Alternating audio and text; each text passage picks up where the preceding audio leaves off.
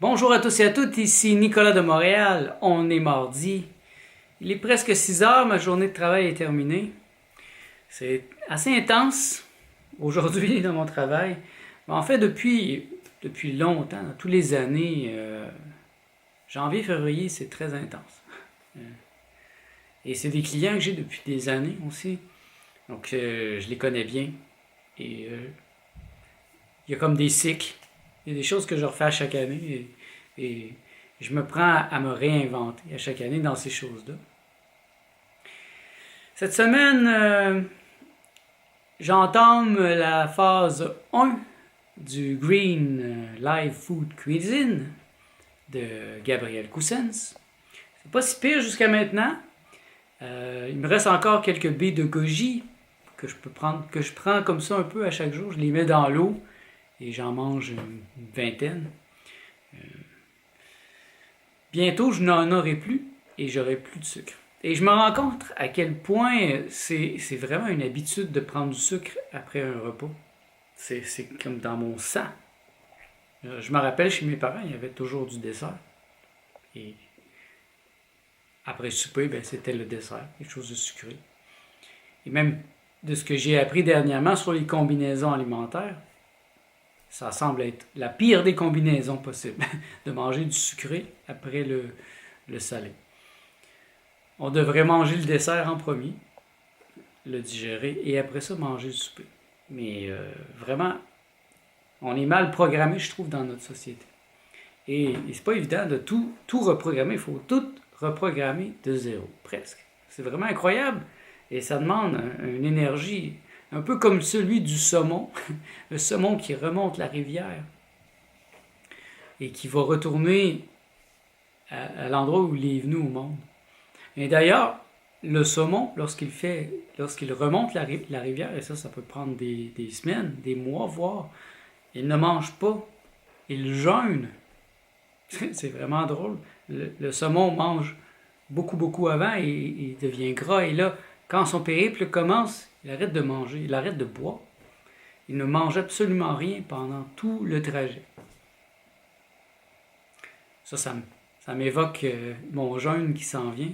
Je le sens venir, je me prépare mentalement vraiment à cette épreuve, à délaisser peu à peu la nourriture. Et donc, cette semaine, c'est encore beaucoup de nourriture solide, mais oublions les fruits sucrés, oublions le sucre. C'est surtout des légumes ou des fruits très très bas en sucre, comme les avocats, les tomates, les poivrons. C'est quand même délicieux, j'arrive à faire de quoi de bon et à me contenter. Là, je ne suis pas accro au sucre, parce que ça fait déjà longtemps que j'ai arrêté le sucre pur en tant que tel, le chocolat, le sucre. Mais j'avoue que il me manque parfois ces beaux melons que je mangeais pour le matin. Mais bon, comme je l'ai dit dernièrement, ça me semble important de faire ce jeûne, qui n'est pas une punition en fait, c'est pas une punition, c'est quelque chose de très important et qui va en même temps me donner plus d'amplitude, qui va ramener mon être au premier plan. Parce que je ne serai plus hypnotisé par des émotions, par plein de choses qui sont cachées par des gestes routiniers comme manger.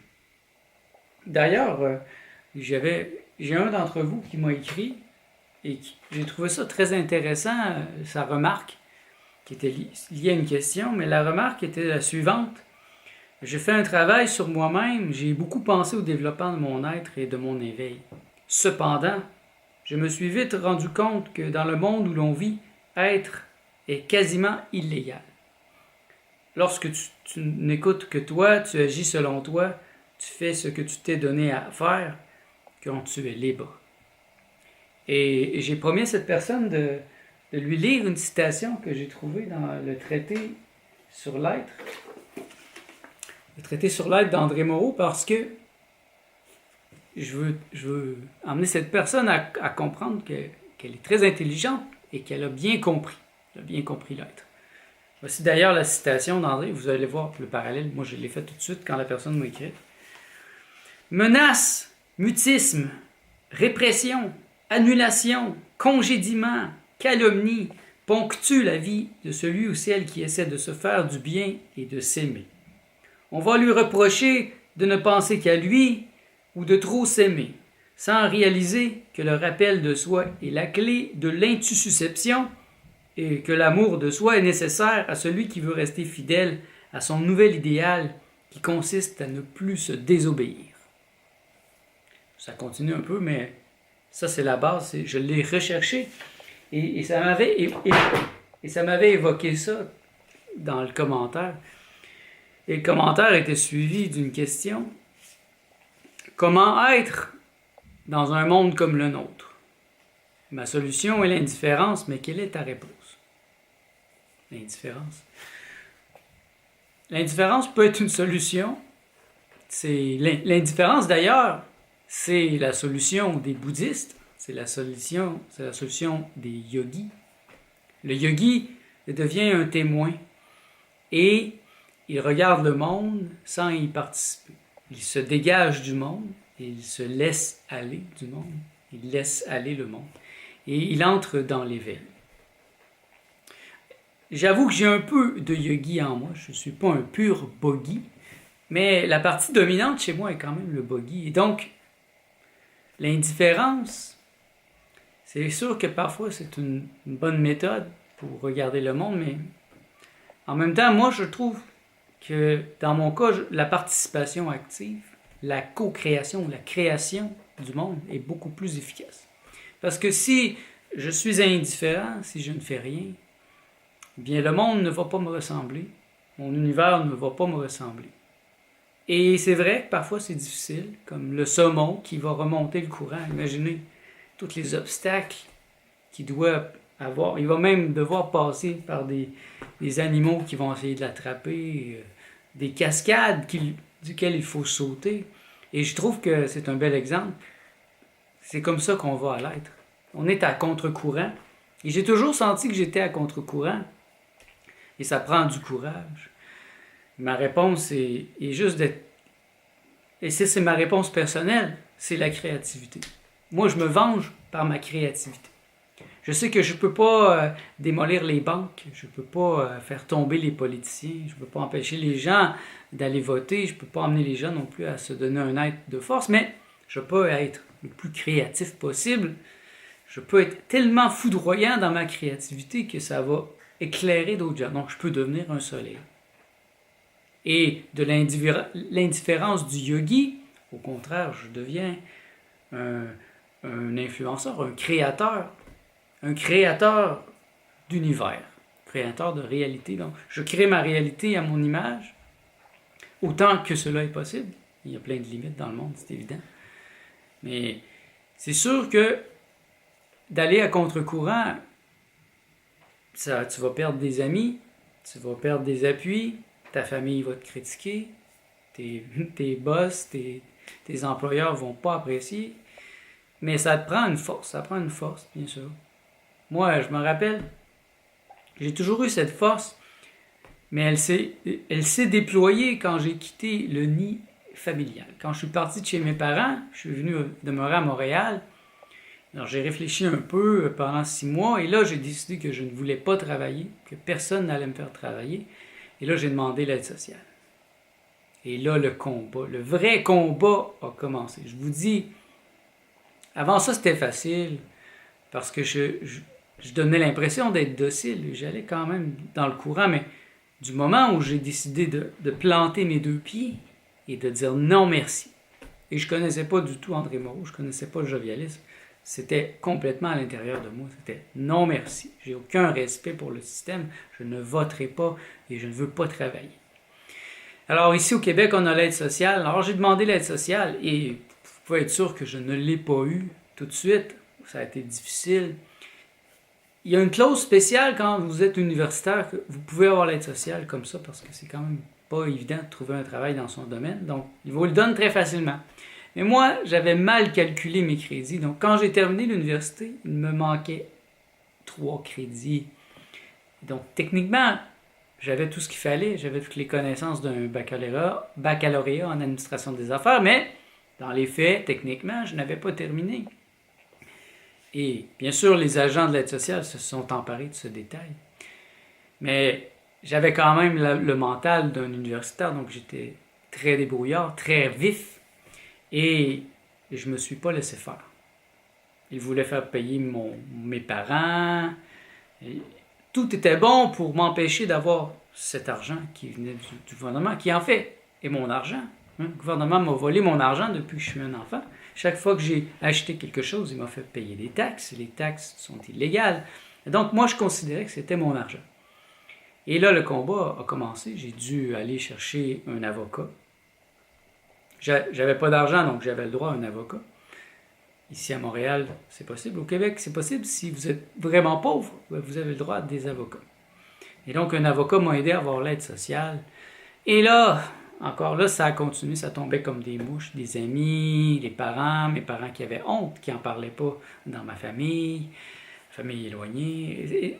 Et vraiment, je me suis senti bien, en fait, avec des gens qui me ressemblaient, d'autres BDistes. C'était les principaux gens avec qui je me tenais quand j'étais au début à Montréal, d'autres BDistes, des artistes, des musiciens, d'autres renégats comme moi qui ne voulaient pas travailler, puis qui comprenaient que le seul moyen de faire de l'art en paix était d'être sur l'aide sociale. Et ça, il faut réduire au maximum ses dépenses. On ne peut pas vivre comme un pacha quand on est sur l'aide sociale. Mais ça, en plus, ça m'a aidé à me donner un aide parce que ça m'a donné une notion de l'essentiel. Qu'est-ce qui est essentiel? Quand tu as presque rien, puis qu'il y a juste 560 $ qui rentrent par mois, et avec ça, tu dois tout payer, eh bien, tu budgètes. Et tu fais attention. Alors moi, je faisais attention. J'achetais presque rien. En fait, je trouvais des choses dans les rues. La nourriture, je la trouvais dans des banques alimentaires. Et là, j'ai rencontré une femme qui est entrée dans ma vie, qui m'a accepté tel que j'étais, qui trouvait même une certaine poésie, parce qu'elle pouvait apprécier l'intelligence. J'étais pas stupide, j'étais trop intelligent pour mes contemporains et j'avais compris que l'oisiveté créatrice est ce qu'il y a de mieux pour se trouver, pour développer son être. Mais je n'avais aucune notion à cette époque-là. Un peu comme celui qui me fait la remarque, Loïc. Il est très jeune, il doit avoir 16 ans, 15 ans peut-être. Pas de notion avancée. Et vous n'avez pas besoin de notion avancée pour ces choses-là. Vous le savez, vous le sentez. Et tu vois ce que tu viens de m'écrire. Ta remarque, tu pourrais écrire un livre et tu aurais des remarques intelligentes comme ça. C'est des constatations. C'est difficile. Et ça ne vient pas moins difficile avec l'âge. André Moreau en est la preuve. Il est rendu à près de 75. Et il continue d'avoir de l'adversité. Mais il y a une force comme j'ai rarement vu chez quelqu'un. Et donc, se donner un être libre, ça ne sera jamais facile parce que sur la Terre, il n'y a personne qui vit comme ça. Ou s'il y a quelques personnes, c'est vraiment 0,0001% de la population qui aime ça et qui veut vivre comme ça. Le plus difficile, je trouve, c'est de se mettre à dos les gens qu'on aime, des femmes qui entrent dans ma vie, des amis, de la famille, qui ne peuvent pas comprendre nos valeurs. Et parfois, ça fait mal. Mais en même temps, dans l'être, il y a une vastitude. Donc, au lieu de l'indifférence, parce qu'il y a quand même une certaine indifférence qui est nécessaire pour fonctionner à certains points, mais je dirais pas que c'est la valeur principale chez moi. Je ne suis pas indifférent, je ne ferais pas ces vidéos, je n'essaierais pas de connecter avec vous présentement si j'étais un indifférent. Je resterais dans mon salon en train de lire. J'en connais des indifférents. J'en connais des gens super intelligents qui restent dans leur salon et qui lisent tout le temps. Ces gens-là n'ont rien à foutre du monde et ils n'y contribuent pas vraiment. Moi, je trouve que c'est important de contribuer au bonheur de la communauté.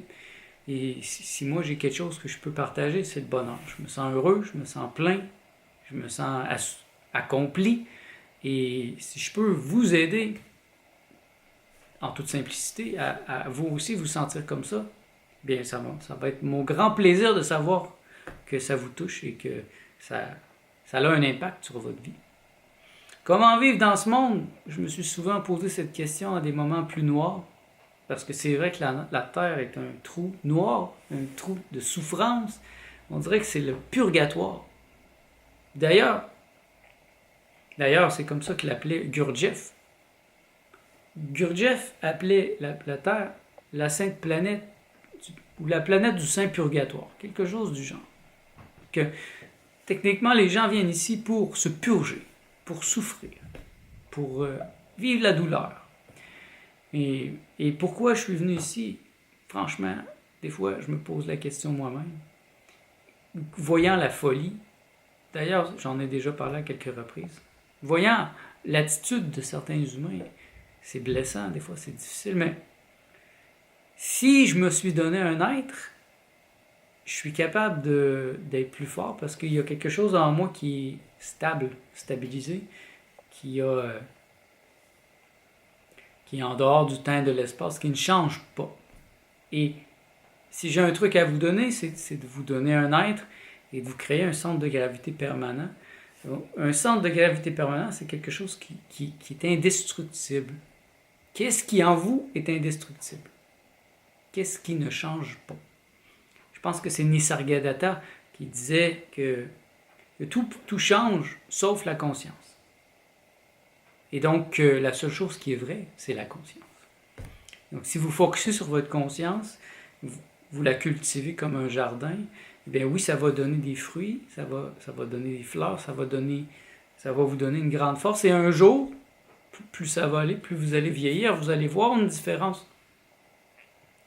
C'est facile de se sentir libre quand on est un adolescent chez ses parents, qu'on n'a pas besoin de penser à l'argent, aux practicalités de la vie, mais dès qu'on arrive dans la vie adulte, bien là, ça devient de plus en plus difficile. Et avec l'âge, on a des coups durs, des accidents, les gens vont nous laisser, ils vont nous congédier, on va perdre des amis, et c'est toujours des coups, bah, bah. Comment rester sain d'esprit, comment demeurer heureux si on n'a pas d'être? C'est très difficile. Mon truc à moi, c'est mon œuvre. Je me suis donné une œuvre. Et ça, c'est ce qui me donne le plus grand plaisir sur cette planète. C'est ce qui fait que je pourrais tout perdre, mais je ne perdrais pas l'essentiel. Même si je perdais tous les gens que j'aime mourraient d'un coup avec un blast nucléaire et que je restais vivant, je sais que je serais capable d'être heureux. Je sais que je serais capable de retomber sur mes pieds et d'être créatif. Parce que je m'appartiens, je n'ai pas besoin des autres pour être heureux. Mon bonheur ne dépend pas des autres.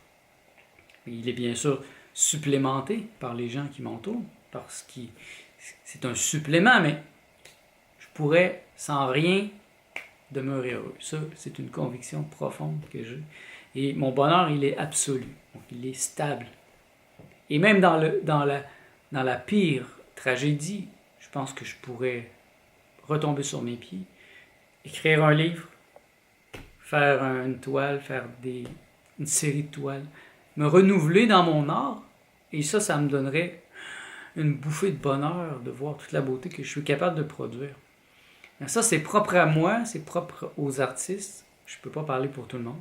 Mais je pense que c'est possible. Et c'est du cas par cas. Et si vous avez des questions à ce propos, n'hésitez pas à me les poser. Et vous voyez, vos commentaires me touchent, surtout quand ils sont en parallèle avec mes lectures. Là, j'ai beaucoup avancé dans ce livre, le Traité sur l'être de André Moreau. Je trouve ça très intéressant. Et ça me rappelle à moi-même. Ça me rappelle à des notions que j'ai bien intégrées, mais que puisque personne autour de moi n'applique, puisque personne autour de moi met de l'importance sur ces choses-là, je ne peux pas me fier aux autres. Je dois me fier à moi-même. Et je ne peux même pas me fier à mon professeur André, parce qu'André, il y a d'autres choses à faire que d'être à côté de moi avec sa petite cuillère.